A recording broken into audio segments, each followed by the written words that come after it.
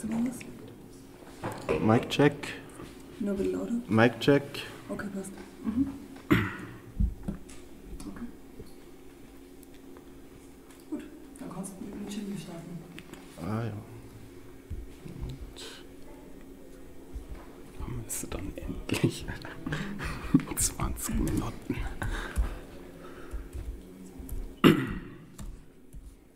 Haben wir auch den Jingle?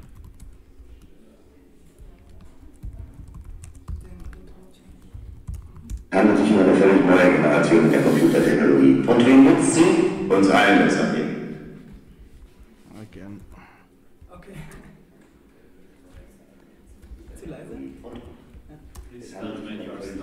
Passt, oder? Ja. Bisschen lauter. Es handelt sich um eine völlig neue Generation der Computertechnologie. Und wen nützt sie? Uns allen ist am Leben. Let's Netz, der Chaos Talk. Technik, Web und Politik.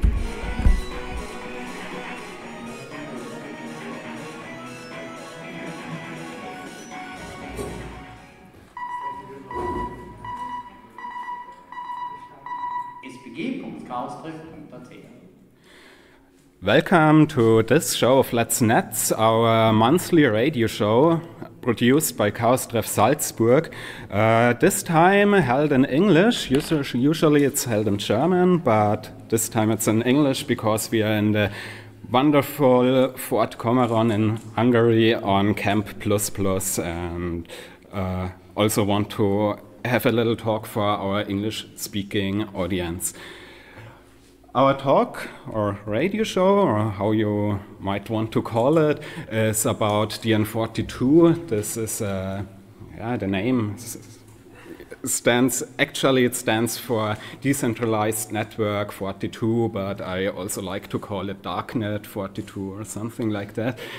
And we will introduce some of the used technologies used in this network, like DNS, like BGP. Yeah, and how the network topology is set up, and how you gotta join, what you gotta do to join the network, and well, why you even want to consider doing it. One important thing I forgot to mention is for our radio listeners, we are reachable in IRC on darkfasel.net, and our channel is #chaos_salzburg if just someone wants to join, and this show will be broadcasted next Wednesday on air on Radio Fabrik Salzburg. Yep. Yeah. So let's start. Yeah, these are the rough schedule kind of for the talk.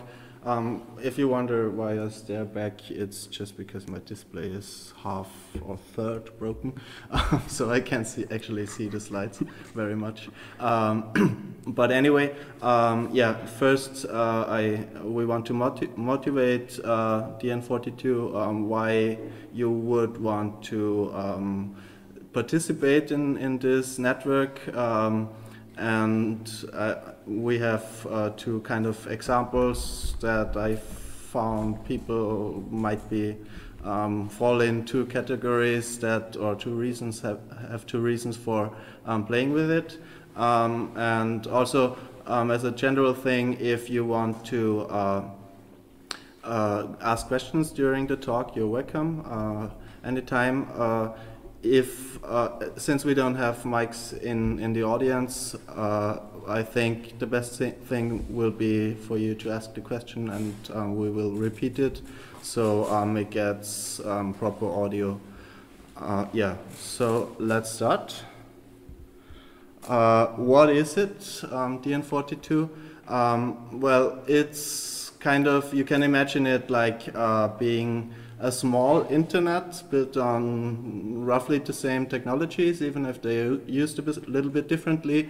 And this small internet is an overlay network over the real internet for the most part. So you imagine you have a small network here in your hackerspace, and there's another hackerspace also having a network, and you don't get public IP addresses, for instance, or not enough of them, or you can't afford them, and you still want to share resources and connect it to hackerspaces, or you want to connect your home machines with your hackerspace or something like this, then you can have both places joining dn42, and this is all interconnected. You can allocate your own addresses there, and it's really a playground for playing around with network technologies, and also with practical use. But yeah, well, for me it's more like a playground.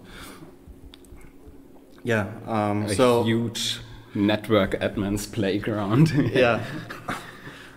So I already said this more or less. So We could show the dimensions, how huge it is. Do you have the graph of Nix nodes? yeah, I should have internet, hopefully. So I will, this is all in the slides, so for the people listening on the radio, we will put, or when you're listening to the show, the slides will hopefully be online already at our homepage of Chaos-Treff. And yeah, so you will find the links in there. No.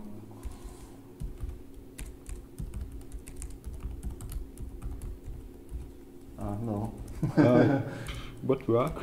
No. Won't work. Won't work. Nixnodes.io, if I remember. Yep. No, IO Nixnodes.net, that's it. This one? Yeah. And then, Network. yeah. So you can get an impression how huge this whole thing is. Each of those nodes, where there are about 200 or something like that, all interconnected like a spider web, or like the internet, or like the dn42 network. All those are participating groups who have links to other participating groups. So one of those circles isn't just one person or one computer, it's an autonomous system, but later on that. Yeah, so each of these numbers you see is an autonomous system number, but we'll talk about this later a bit when we talk about the PGP protocol a bit. Yeah. So yeah, this I already mentioned before, I think, why you would want to do it. And yeah, I also mentioned this. What can you do if your practical applications are nice, but it's even more fun to play with technology. If that's your viewpoint, then you get to play around with routing technology you don't usually encounter in your like company network, or which gets used mostly at the ISP level, namely PGP, which is a nice protocol we will talk a little bit about later. You can also operate kind of a DNS root server if you want to. We will talk about that a bit as well. And yeah, you can learn in general how the internet works and play around with it without breaking the real internet and having nice people like telling you, hey, you should fix this, and not getting sued or something like this. So yeah, and it's also a bit pricey to get all those resources Yeah. you need for the real internet. you get to do the same things, but without the bureaucracy and without the money. Well, there's also a little bit bureaucracy. Yeah, you but can do without it entirely, but it's I guess it's much better. I never tried to do anything like this in the real internet, So I don't really know, but I figure it's much more involved if you do like register your own autonomous system on the real internet. There's even IPv4 space still available in dn42. Yeah. RFC 1918. Yeah, there's a small slide about this. Yeah.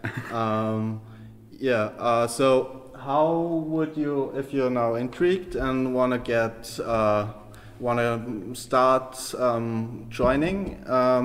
There's basically two ways you can do it. The full-blown way, where you reserve your own autonomous system number and where you have the full experience, so to speak. And there's a getting started guide on the dn42 wiki that you can work through. But the basic things you need is a host on the public internet with, I should have said public IP, yes, but also static IP.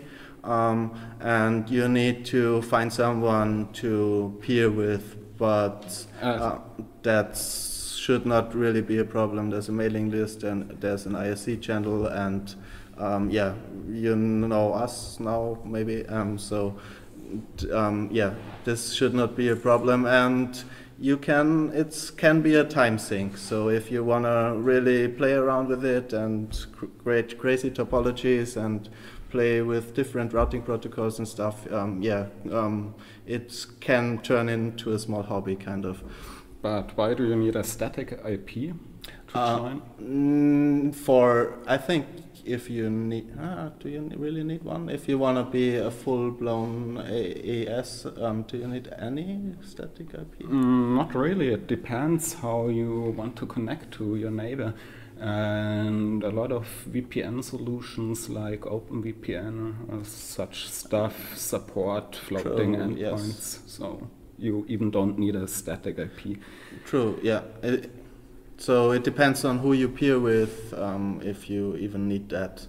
And if you wanna just, like you're at home and don't wanna work through all this stuff and just have access to your hackerspace's resources or something like this, then you just need someone to provide you with a VPN tunnel joining you, kind of. And so if your hackerspace is connected, probably it also can set up kind of a gateway where people can connect. And what I didn't mention yet is this is not, if you're in dn42, you're not, this is a closed system, so it's not routed, it's routed only internally, so you don't get the internet from within dn42. Usually you shouldn't get it. You shouldn't get it, but if something's broken, then you would. Sometimes there are some crude misconfigurations where traffic of dn42 leaks out into the internet and vice versa.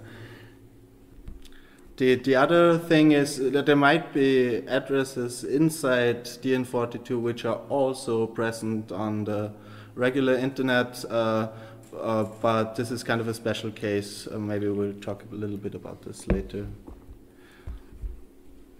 Yeah, we already showed the network graph. Here's the link on this slide. And there's also other tools that are... Which link? The first one, the network graph link. I think it should work. And somewhere is a browser, maybe this one? No, not this one. Yeah, ionixnodes.net is the link for everyone who didn't see it, like me. Yeah, it's not the full URL, is only, it's a hyperlink. Here. Yeah, there's also other tools where you can inspect the dn42 network without either from within. Most of these services have both a public and internal view, kind of. So you can, it's like debugging tools where you can kind of put yourself in another place and see how things look from there if you're debugging why something is not working as it should. Yeah, oh, wrong direction. Yeah, how is this all tied together? You already saw that this is not a very small network. So there's a registry which tracks all information that is of global interest within dn42. So there's IP address allocations like for IPv4 and IPv6 addresses. There's name server information, which zones get served by which server, and there's a user database where you can just register a handle and then you can create objects. And this whole thing is stored in a monotone repository, which is, if you haven't heard of it, you can think of it like something like Git.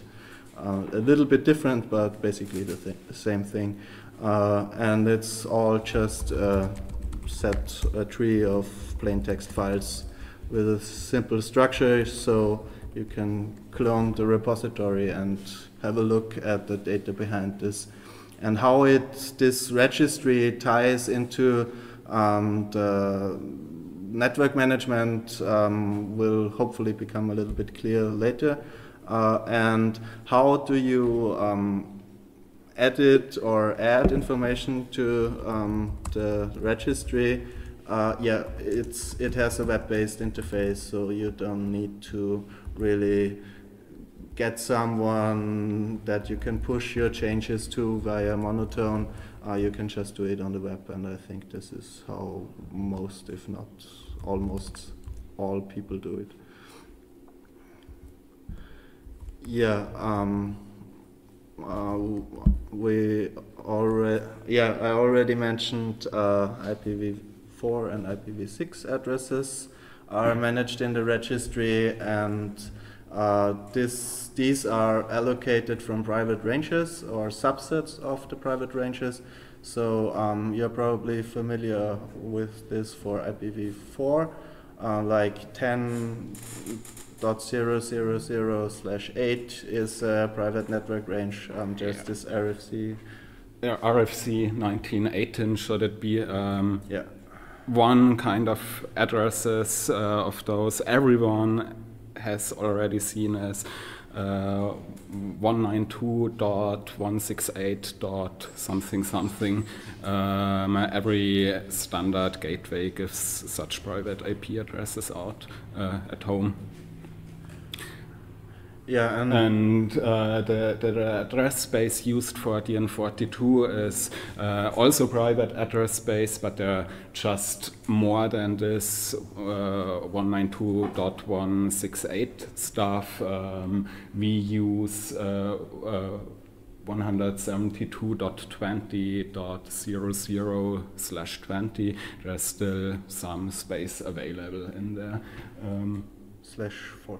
/14. So sorry. this covers 172.20.21.22 and .23, and I think it gets extended from time to time, right? Yeah, originally it was just 22/16, and now it's 4 times as big as in the beginning. Yeah, so you grab a small chunk of this address space when you initially set up your registry entries, and then you can use it as you wish for your private or hackerspace stuff. And there's also, this is kind of... That just prevents conflicts if two spaces have the same IP addresses, it would just clash. And for IPv4, it's interesting because it has kind of an analogy to the big internet. This space is, at least when there's recommendations of how much should you allocate and stuff like that, and it seems crowded, and it seems not.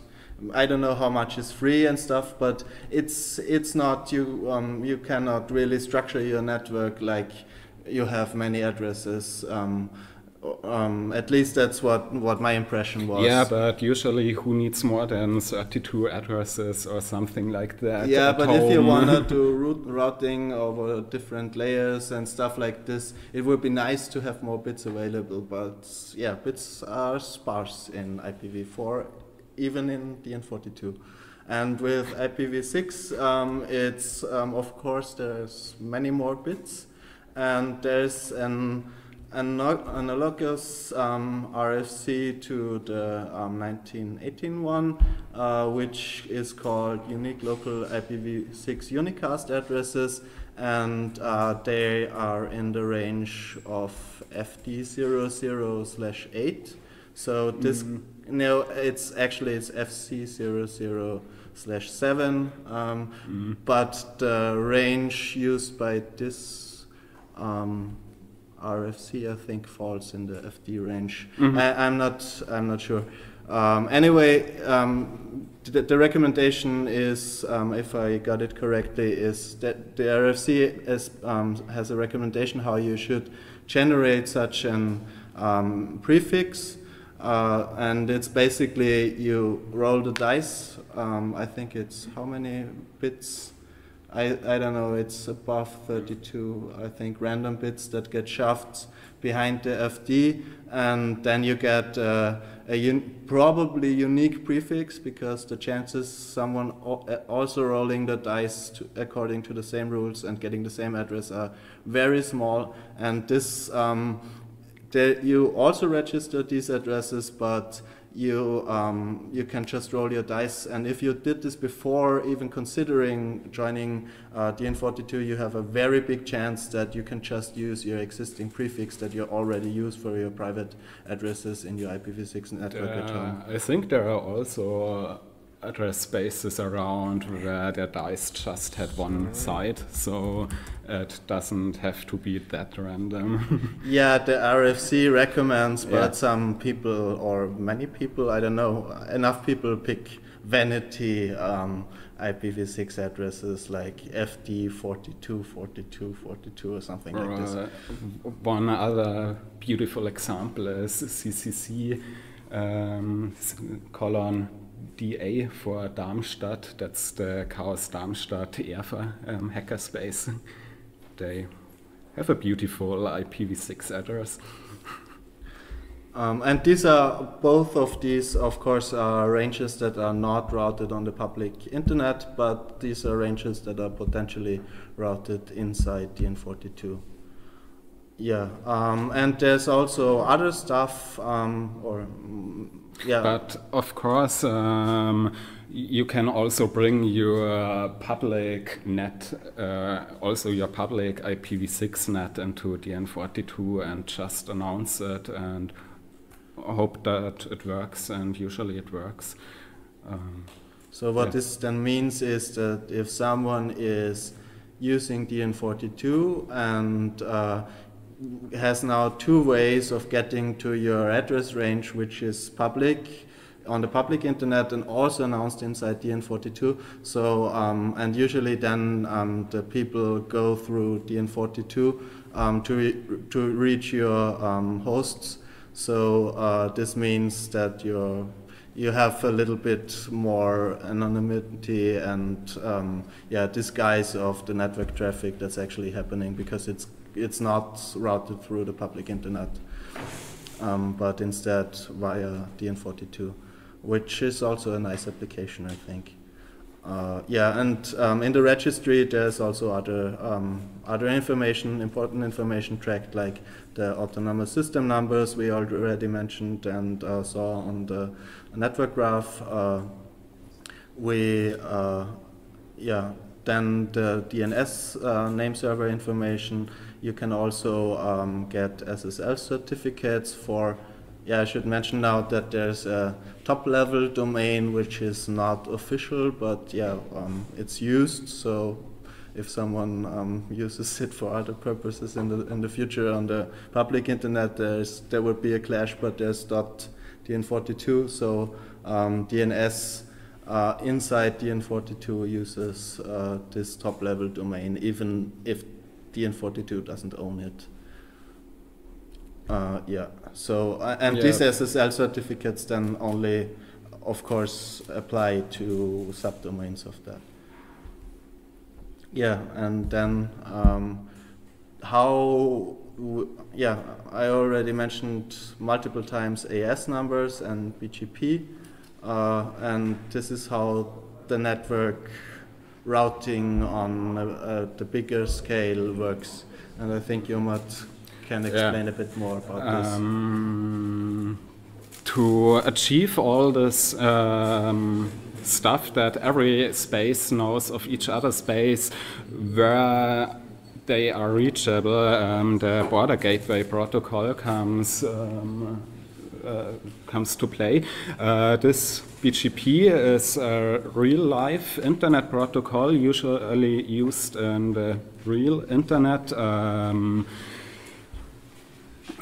And as far as I know, it's the only protocol used in the real internet. And it's used to well, we had the VPN connections to other neighbors, and if his home has one subnet and our space has another subnet, and I don't know, my flat has a third subnet, and we two have peered, and he has peered with the space. Somehow my gateway at home must know how do I reach our hack space dn42, and that's achieved by BGP, because BGP actually just tells everyone who is connected directly, hello, I have this network, this is me, and I also see the networks of my neighbors. These are this and this and this network, and this information is reached over to each neighbor and so on. So and paths can be built where the packets have to go. There are some advantages to use the system, like you can have multiple passes to one destination point. That helps for redundancy, and so usually no, I won't paint now. Yeah, I have to describe it. I'm on the radio anyways. If we imagine three systems that are connected, like, or no, just use four systems that are connected each other in a circle, but not fully redundant. The path from system A to C can go over B or over D. And will go over C or over D, but if one path breaks away, it still has the other path, so it just swaps around and the connectivity is still there. So it's important to have a lot of peerings, what we've seen on the big network map. Do you still have it somewhere? I think so, yes. Yes.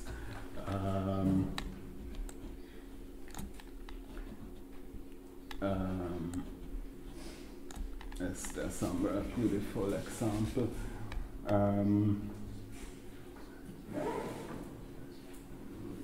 Yeah, you see those two peered, how it looks like, and this one has a connection up there, and no, it doesn't, but well, you get the point. If one of those connections breaks away, another connection will take over. It's a little bit easy to hijack all the stuff, so there are also again bits in the registry to prevent this hijacking, like information which network space has to come from which autonomous system. So you can check if it's really the right origin it comes from, and if you can build crazy infrastructure with it. Usually an autonomous system also has multiple peering points. That's also feasible in dn42. then they have to use iBGP or some other interior routing protocol in your autonomous system that two of your exit points know where to pass the packets to the other and so on. And maybe, I don't know if anyone has worked with other routing protocols or even BGP yet in the audience. OSPF, for instance? Yeah, okay, OSPF is commonly used with BGP. So you can imagine like where you use OSPF is used in maybe also very large networks, but that are under one administrative control, where there's one administrator or one company or some entity that is managing the network and that has control how stuff is changed and administered. And with BGP, the protocol is built in a way that the autonomous system can be autonomous, and even if one fucks up, others don't break too badly. Maybe some of you remember that there was an incident, when was it, several years ago, where on the internet there was some PGP fuck up, and there are multiple incidents. I.e., one very famous, well, it wasn't an incident really, it was the revolution in Egypt. I think it was 2001, where within a few minutes the whole country's BGP sessions has been withdrawn, so almost the whole country just was unreachable in the internet. Other incidents, I think Pakistan wanted to block YouTube or something like that. I think this was the one I was and remembering. and they tried to achieve blocking it by announcing the wrong route into BGP. And accidentally this wrong route leaked to the rest of the world, so yeah. The whole internet traffic. The whole internet traffic went through Pakistan and to YouTube and stopped there.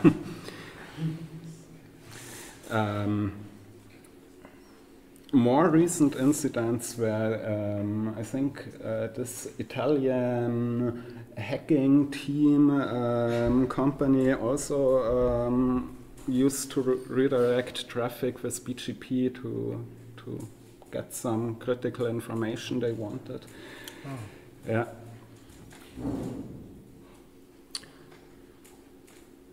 Yeah. But that were real world examples for BGP hijacking and such stuff.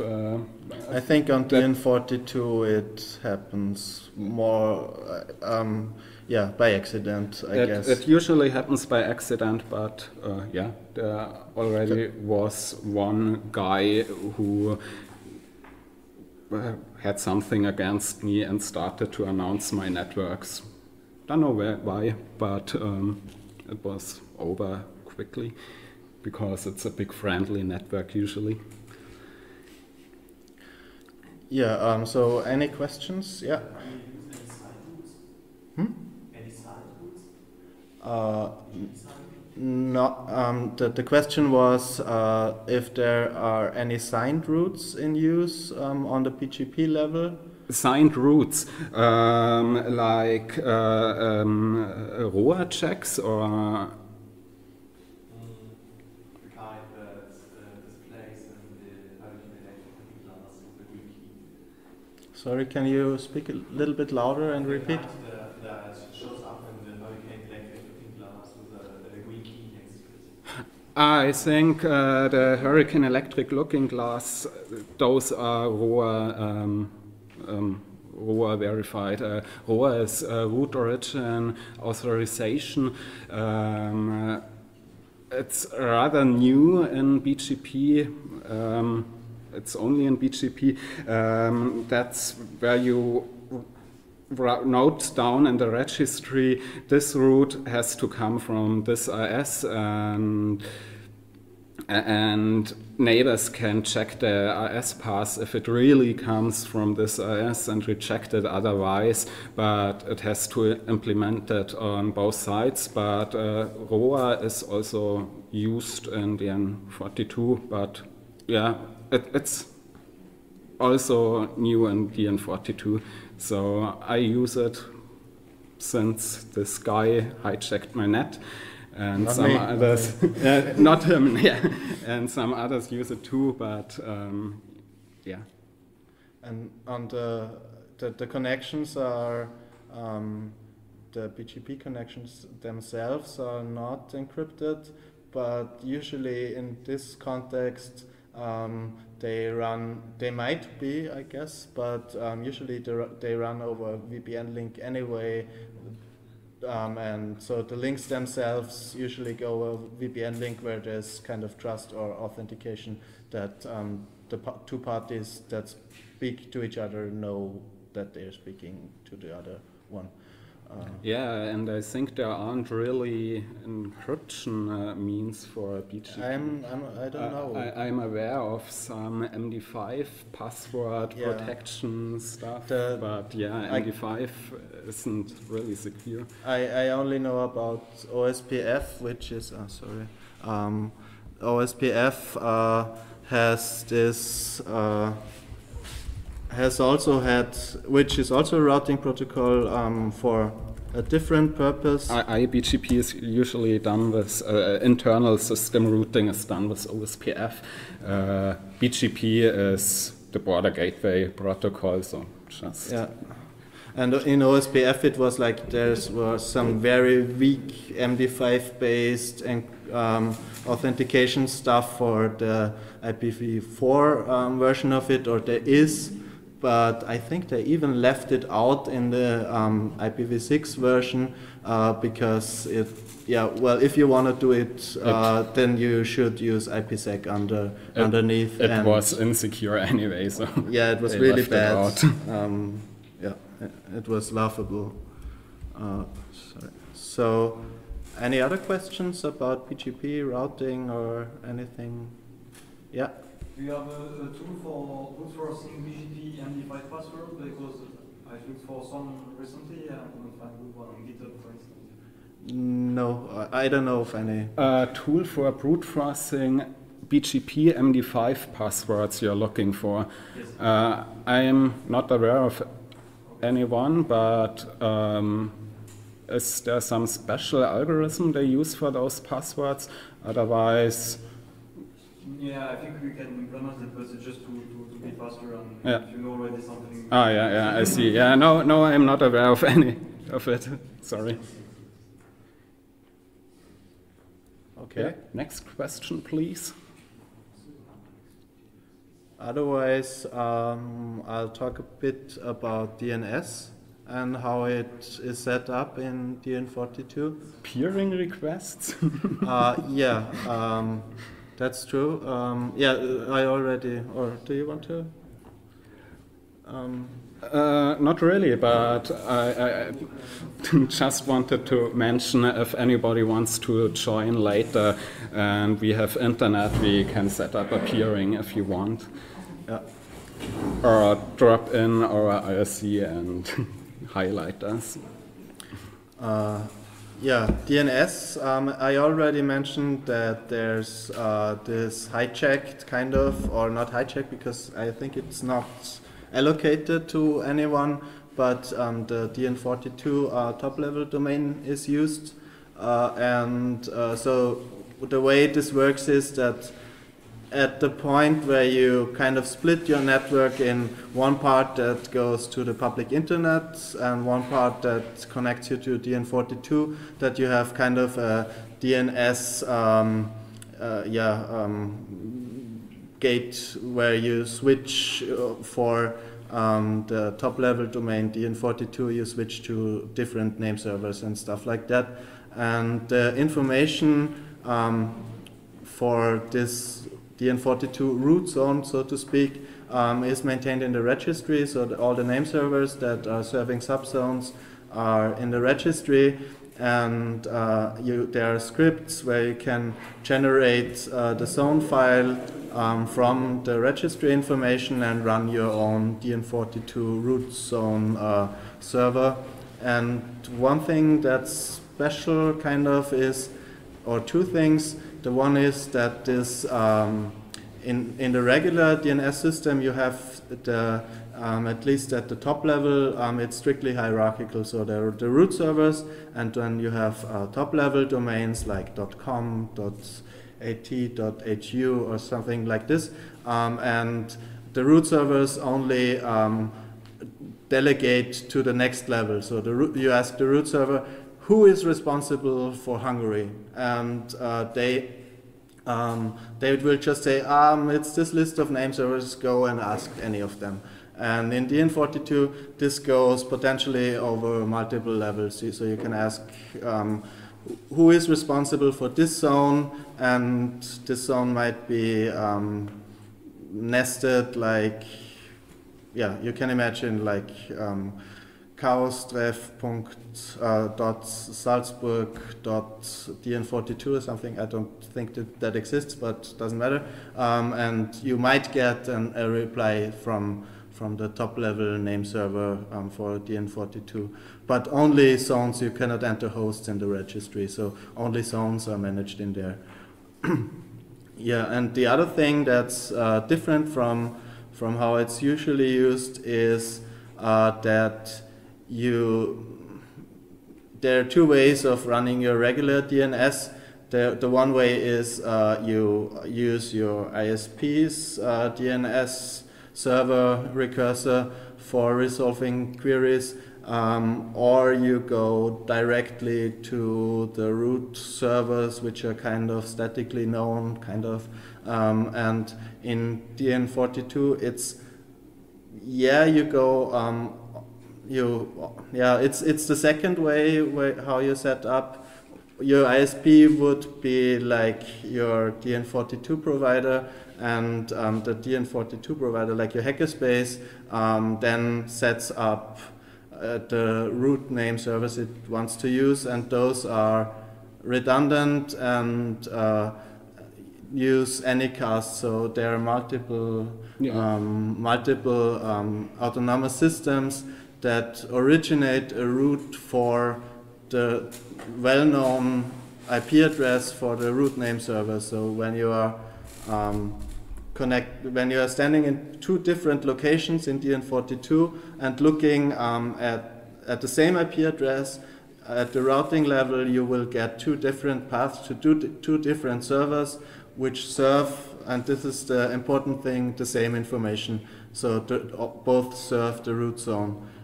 Yeah, but this is kind of, you don't really have to know this in detail to work with. But it's anycast. It's again BGP. Yeah. It's just because BGP usually always uses the shortest path, and if there are three autonomous systems announcing the same IP address, shortest path is just to the one that is the nearest, so it hopefully gets the fastest answers also. I think this is also how CDNs work in the public internet. So and DNS servers in the public internet. So yeah, you get to know the stuff that you don't usually get in contact with. You can experience firsthand in dn42. Yeah, OSPF, I don't know if we should talk much about it, but yeah, Jomat already mentioned. Do we still have time? Yeah. We still have time, excellent. Yeah. Okay. So OSPF, yeah, you now have your autonomous system, you have a peer, you have maybe a second peer. If those two peerings are from the same host, then yeah, you have one entry point to dn42 where packets leave and enter your network, and go to different parts of dn42. You But don't need to have one entry point. You can also yeah, have that multiple. was what I was getting okay. to. So Sorry. if you have multiple entry-exit points, then you have to internally propagate routing information as well. And BGP is not made for this use case, and one possibility there is to use OSPF inside your network, which is also nice to have, or a really cool thing to have, even if you don't use BGP or dn42, because you just change a route on one router and all the others know that this network is reachable now. For instance, you have a regular wired LAN, and you put a wireless router into the LAN segment, and you don't want to bridge it, so it gets two different IP address spaces. Then you and you have OSPF set up internally. Then you just configure stuff, and even a third router that connects a different part of your LAN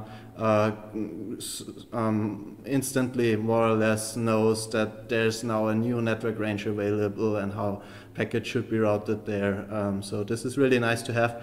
But if you if you want to do multiple entry-exit points, you need something like this in your network. But you can also use BGP for this task. So just one disadvantage for BGP is that if you want to use BGP, each and every router in your autonomous system has to set up with a BGP session to another. So the complexity is quite it will get very complex very soon. So and also the scalability. Yeah, and the OSPF can help out, but mustn't. There are also other internal routing protocols. Yeah, but I think OSPF is probably... Yeah, and the full mesh for BGP is important because otherwise loops would be detected and the networks wouldn't be propagated anymore because there can't be loops in BGP. Oh. There mustn't be loops. Yeah, and I think we're getting to the end of our talk. Maybe if we still have a little bit of time, so if there are questions, you can ask them. But both me and Jomat will be around for the whole camp. So if you want to know more or get a peering set up, provided we are mentally capable at that point in time, we might be able to help you. And otherwise, I think there's still time for one or two questions. So, nobody? Okay. Yeah. I have a question. So theoretically, I could set up a gateway on dn42 which leads to the public internet. Yes. If you can set up a gateway in dn42 that leads to public internet, yeah, that would be possible, but I wouldn't see the sense of it. So someone would need to use you as a gateway for their internet connection. Yeah, that would be a use case. Yeah, that should work. Actually, I'm doing a similar thing. I have a VPN connection into my autonomous system where I get BGP access and internet access. It's sort of like a non-randomized door. Yeah, it's yeah, I think that the issue with what you probably have in mind might be that you can do this setup locally, but independent parties in dn42 won't accept your default route. You're essentially inserting a default route to the whole of the public internet, or wanting to insert the default route to the whole of the public internet into the PGP arrangement in dn42. And this is, if it's configured, would be prevented by the ROA checks that we mentioned. So this is not intended. You can do this on a local basis, where you just have, you go to some place like to our hackerspace, or at my home if it works, go with your laptop and turn it on, and you have dn42 and regular internet both at the same time. But it's always a special thing locally. I don't know if Yeah. I don't think it's made, or it can be made. It kind of conflicts the purpose of it.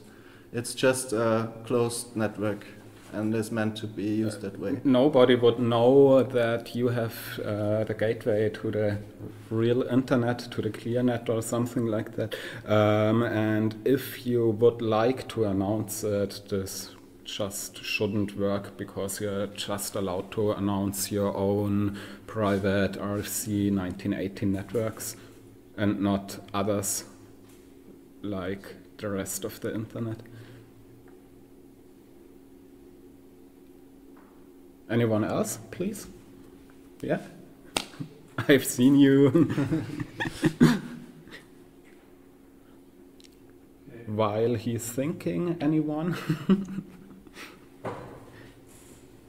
Nobody. I think it's, Yeah. if there's no more questions, then say thank you.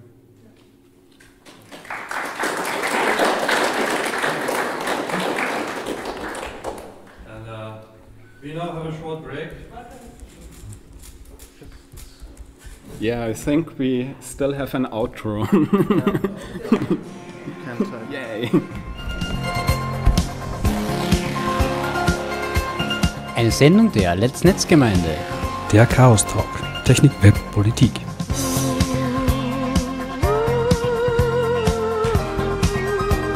Zu hören jeden 4. Mittwoch im Monat und als Podcast. Wir freuen uns über Feedback und Anregungen. Erreichbar unter spg.chaostreff.at und per Mail unter radio@chaostreff.at.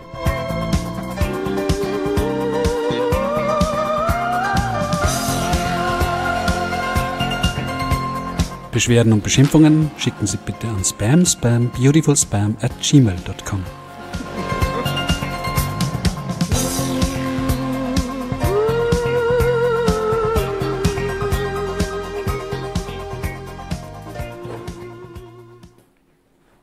Hey, thank you.